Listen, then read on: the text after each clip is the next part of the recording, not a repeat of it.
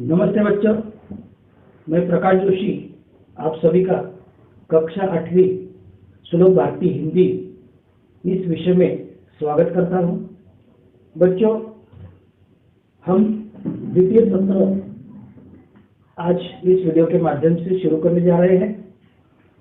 द्वितीय सत्र में अपनी जो दूसरी इकाई है, उस दूसरी इकाई में हमारा जो पहला पाठ है वो एक कविता है और उस कविता का नाम है धरती का आंगन महके। इस कविता का हम अध्ययन शुरू करने जा रहे हैं इस वीडियो में। इस कविता का जो अध्ययन है, उस अध्ययन से पहले इस कविता के जो कवि है डॉक्टर प्रकाश दीक्षित, इनका हम परिचय देखते हैं। डॉक्टर प्रकाश दीक्षित, उनका जन्म 1929 इटावा उत्तर प्रदेश में हमारे इस कवि का जन्म हुआ है। इस कविता के जो कवि है, उनका देहांत 2012 में हुआ है। मृत्यु यानी आजीवन अध्यापक रहे। उन्होंने अर्चना, मणिप्रभा, ज्ञानार्जन, ये जो पत्रिकाएं हैं, इन पत्रिकाओं का संपादन भी किया है, यानी वह संपादक रहे इन पत्रिकाओं के। अमर उजाला समाचार पत्र जो है,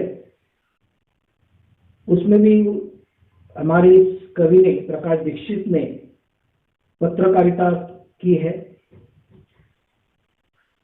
आपकी रचनाएं विविध पत्र पत्रिकाओं की शोभा बढ़ाती रही है। अनेक रचना लिखी है, पत्र पत्रिकाओं में उनका लेखक आता था। उनकी प्रमुख कृतियां दी गई है अर्चनांजलि, मंगलपथ, दोहावली, राष्ट्रीय स्वर, कविता संग्रह आदि। तो हमारे इस धरती का आंगन महके, इस कविता का जो अध्ययन है वो हम अभी करने जा रहे हैं। तो शुरुआत में हम देखते हैं बच्चों, इस कविता के बारे में, पद्य संबंधित इस कविता में क्या दिया है। तो बच्चों, प्रस्तुत कविता में कवि यहाँ पर हमें इस कविता द्वारा कहते हैं कि कर्म, ज्ञान एवं विज्ञान, इसकी जो महत्ता है, यह महत्ता बहुत महत्वपूर्ण है। और यही जो विज्ञान है, इस विज्ञान के बल पर हमें चाहे आसमान को नाप लेना है। देखो, हम आज देखते हैं बच्चों कि विज्ञान ने हमारे इस जीवन में जो बदलाव है, यह बहुत लाए है। आज विज्ञान के माध्यम से हम मनुष्य हर जगह पर प्रगति कर रहा है और आसमान को नाप रहा है, कवि यहाँ पर कहते हैं। फिर भी इस विज्ञान का जो विनाशक शस्त्र है, देखो, इस विज्ञान से दोनों बातें हो सकती है, एक विनाश और एक अच्छा काम। अच्छे काम के लिए अगर विज्ञान का उपयोग होता है बच्चों, तो अच्छी बात है। लेकिन विनाश जब होता है विज्ञान के इस खोज का, या विज्ञान से अगर विनाश होता है, तो विज्ञान अच्छा नहीं होता है। इसलिए विनाशकारी विज्ञान नहीं चाहिए हमें, प्रगति नहीं हो सकती है। तो हमें एक अच्छा विज्ञान की प्रगति के लिए हमें जो अच्छी तरह से उसका उपयोग करता है विज्ञान का, वह महत्वपूर्ण इस विज्ञान का योगदान होता है। तो विनाशक शस्त्रास्त्र से मानवता को बचाना भी आवश्यक है। देखो, मानवता को बचाना आवश्यक है, हमें विनाश की ओर नहीं जाना है। तो हमें जो मानवता है, हमारी जो मूल्य है, वह भी हमें बचाना है। और कब संभव हो सकता है यहाँ बच्चों? यह संभव हो सकता है जब समाज में सदाचार और स्नेह जब बढ़ेगा, तभी। देखो कि हमें विज्ञान से लाभ या हानि अगर चाहिए, लाभ चाहिए या हानि चाहिए। अगर लाभ चाहिए तो आदमी जो होती है, मानवता की जो होती है, वह सदाचार होना चाहिए, स्नेह होना चाहिए, उससे हमें लाभ हो सकता है। अन्यथा क्या हो सकता है? अन्य बातें जब करते हैं तो विनाश की बातें करते हैं, तो हम वहां पर विनाश ही हो जाता है। उसके जो विज्ञान से हानि हो सकती है। इसलिए हमें सदाचार रखना चाहिए और स्नेह रखना चाहिए। यही सीख हमारे इस कविता द्वारा, हमारे जो इस कविता के कवि है डॉक्टर प्रकाश दीक्षित, यहाँ पर हमें बताते हैं। तो बच्चों, इस कविता का अध्ययन करने से पहले इसमें जो कुछ शब्द आए हुए हैं, उस शब्द वाटिका को हम पहले इसमें देख लेते हैं। इस शब्द वाटिका को मैं फलक पर लिखता हूँ। जो भी शब्द इसमें आए हैं उसको पूरे हम लिखते हैं। बाद में अध्ययन करते समय आपको इस शब्द का अर्थ है वह अच्छी तरह से समझ में आएगा। इसलिए हम इस शब्द वाटिका को पहले लिख लेते हैं। यहाँ पर पहला शब्द दिया है शिल्पकला। यहाँ पर मैं लिख रहा हूँ शिल्पकला यानी हस्तकौशल।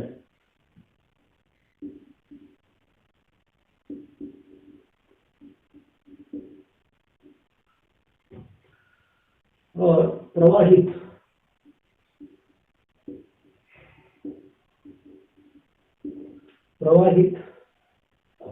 बहता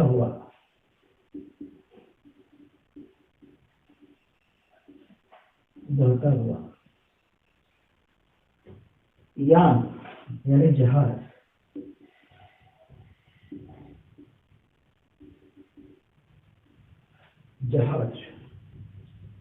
कुमुद, कमल।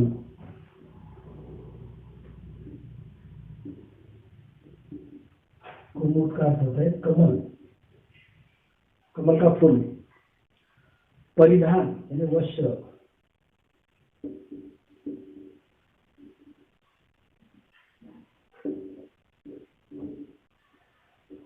परिधान, वस्त्र।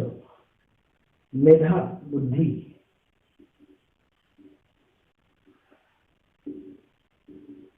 मेधा, बुद्धि।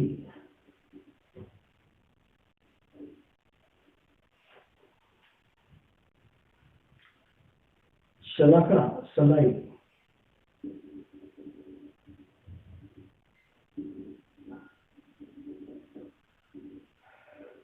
सलाई।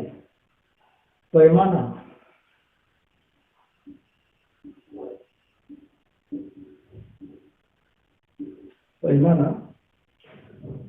अंदाजा लगाना।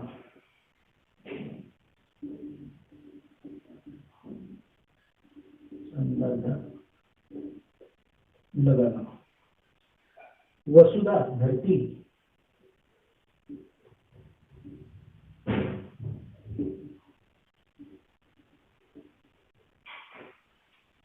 तो बच्चों, इस कविता में जो शब्द वाटिका है, जो शब्दार्थ है, इस फलक पर मैंने लिखे हैं।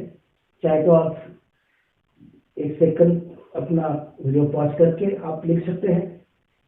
फिर भी मैं आपको और दोबारा बताता हूँ। शिल्पकला है हस्तकौशल, जो हाथों से बनाते हैं ऐसे वस्तु, शिल्पकार जिसे आप कहते हैं, ऐसे उससे शिल्पकला कहते हैं। जो पत्थर से बनाते हैं कला, उसे कहते हैं शिल्पकला। हस्तकौशल, हाथों से बनाते हैं वो चिमनी लगा के। प्रवाहित, यानी बहता हुआ। नदी का जो पानी होता है वह प्रवाहित होता है। यान यानी जहाज। हम देखते हैं कि किस तरह से समुद्र में जहाज होते हैं। कुमुद यानी कमल।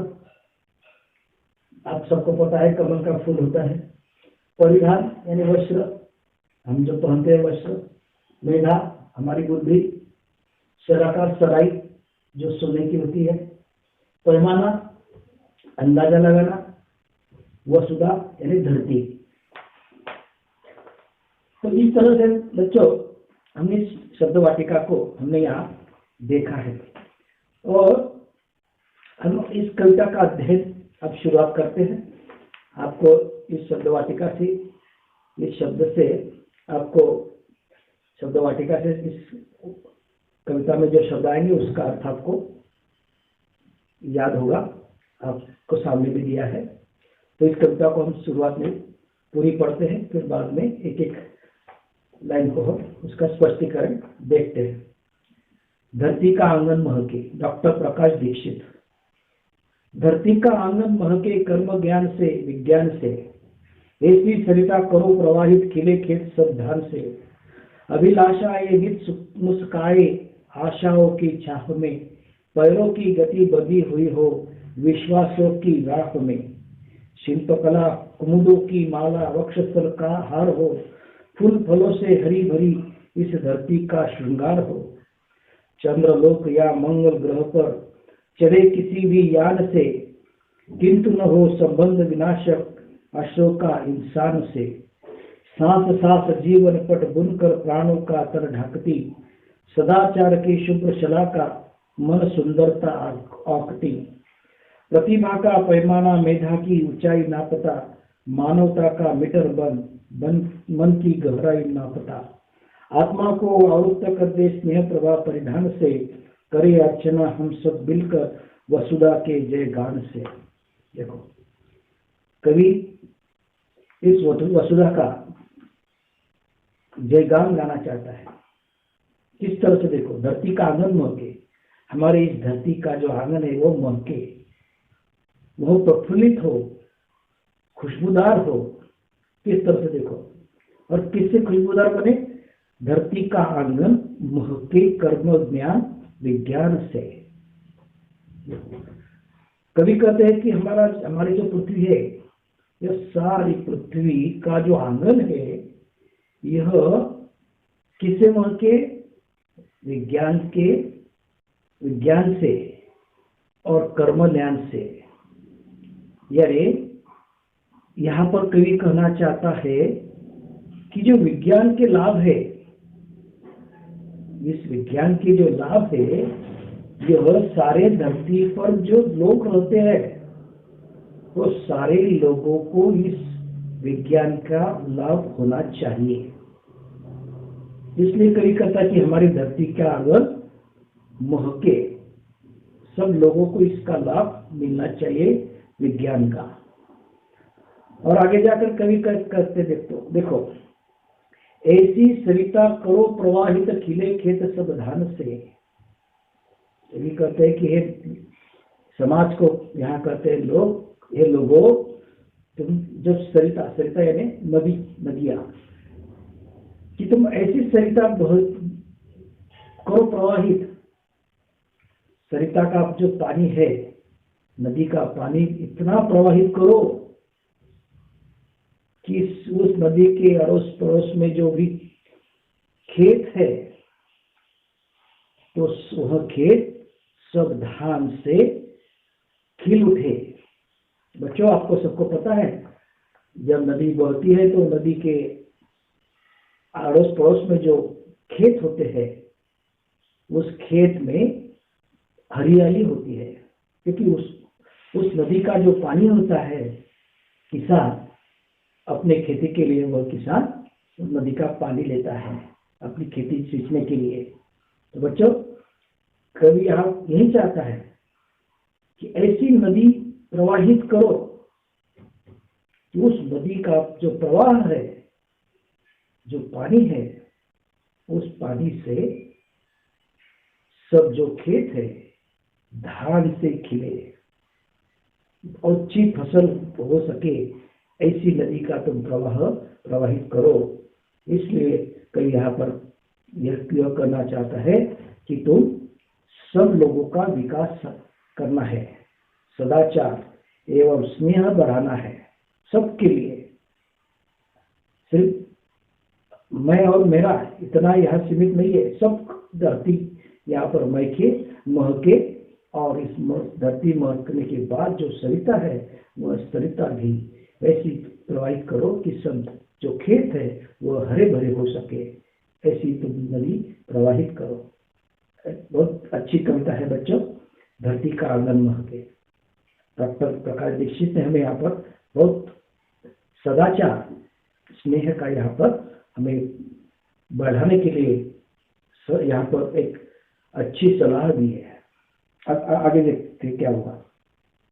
अभिलाषाएं नित मुस्काए आशाओं की चाह में, पैरों की गति बंधी हुई हो विश्वासों की राह में। देखो, मनुष्य जो होता है उसकी अभिलाषाएं होती है, बहुत सी अभिलाषाएं होती है मनुष्य की। जो भी आशाएं होती है उसकी अभिलाषाएं आशा, तो जो भी मनुष्य की आशाएं होती है वह मनुष्य जो आशा करे वह सारी आशा पूरी हो। कोई आशा उसकी अधूरी नहीं रह सकती, उसकी आशा पूरी हो। और पैरों की गति बंधी हुई विश्वासों की राह में, जो मनुष्य आशा रखता है उसकी आशा तो पूरी होनी ही चाहिए। फिर भी मनुष्य को सदा विश्वसनीय बनना चाहिए, किसी को धोखा नहीं देना चाहिए, सदा विश्वसनीय बनना चाहिए। अपनी आशा पूरी करने के लिए सदा विश्वसनीय रहना चाहिए। पैरों की गति आपकी में जब आप जब प्रगति करते हैं, आपके पैरों में जब गति आती है तो सबका विश्वास जीत कर तुम्हें आगे जाना है, तुम्हें अकेला नहीं जाना है, सबका। देखो, अच्छी सीख यहाँ पर कवि इस कविता के माध्यम से देते हैं। पैरों की गति बंधी हुई तो विश्वासों की राह में, तुम्हें विश्वसनीय बनना है तुम्हें। अब आगे जाकर हम एक दो लाइन देखते हैं बच्चों, और क्योंकि इस कविता को दो भाग में हम पढ़ने वाले हैं, क्योंकि इतनी हम पूरी कविता इस वीडियो में हम नहीं ले सकते, क्योंकि आपके समझ में नहीं आएगी। इसलिए यहाँ तक हम देखते हैं, अगली दो लाइनें बाद में हम इस कविता को समाप्त करेंगे, फिर दूसरी वीडियो में हम देखने वाले हैं। शिल्पकला कुमुदों की माला वक्षस्थल का हार हो, फूल फलों से हरी भरी इस धरती का श्रृंगार हो। देखो, बहुत अच्छा वर्णन है। सभी प्रकार की कला हम अपनाएं, शिल्प कला हो, कुमुदों की हो, कुछ भी कला हो, कुछ भी कला हमें सीखनी है और हम अपनाएं कोई ना कोई कला। और जब यह कला हम सीखते हैं और हम उस कला को समाज में लाते हैं, तो उस कला में आप विकास साधना है। आपको कोई भी कला, उसमें आपको विकास लाना है, उसे अपनाकर उसमें विकास लाना है। और विकास लाने के बाद अपने वक्षस्थल को, अपने इस छाती के ऊपर कुमुदों की माला का हार है, ऐसा गौरव आपको करना है। आपने कला आपने सीखी है तो आपका समाज आपको गौरव से उस आपके गले में वक्षस्थल पर अपनी माला वह सम्मान करेगा।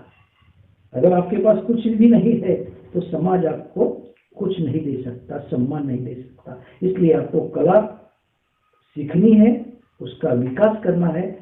शिल्प कला हो या अन्य कला हो, कुछ न कोई कला आपको सीखनी है। जब आपको समाज सम्मान देगा, अपने वक्षस्थल पर, अपने इस छाती पर माला चढ़ाएगा। फूलों फलों से हरी भरी इस धरती का श्रृंगार हो। हमारी धरती कैसी हो? हमारी धरती फूल फल जो हरियाली है, उस हरियाली का श्रृंगार हमारी धरती पर हो। ऐसी हमारी धरती हरियाली हो और उसका यह श्रृंगार हो, जिस तरह से हम श्रृंगार करते हैं, हमारे शरीर के ऊपर श्रृंगार करने के लिए हम अच्छे कपड़े पहनते हैं, अच्छे अच्छे अच्छे इस तरह का हम वेशभूषा करते हैं, या कुछ भी हमारे श्रृंगार के लिए हम अपने जो करते हैं, अलंकार पहनते हैं, तो हम श्रृंगारिक हो जाते हैं। उसी तरह से हमारी धरती किससे श्रृंगार होती है? फलों से, पेड़ों से, हरियाली से हमारी धरती श्रृंगारिक बनती है। तो यही चाहता है कि हमारी धरती श्रृंगारिक हो। तो बच्चों, हमने इस कविता को आज इस पहले वीडियो में, पहले भाग में यहाँ तक देखा है। अब कभी आगे जाकर क्या करते हैं, इस कविता को हम आगे देखने वाले हैं। आज के लिए इतना ही। आपको अगर यह वीडियो पसंद आए तो लाइक करो, सब्सक्राइब करो, शेयर करो।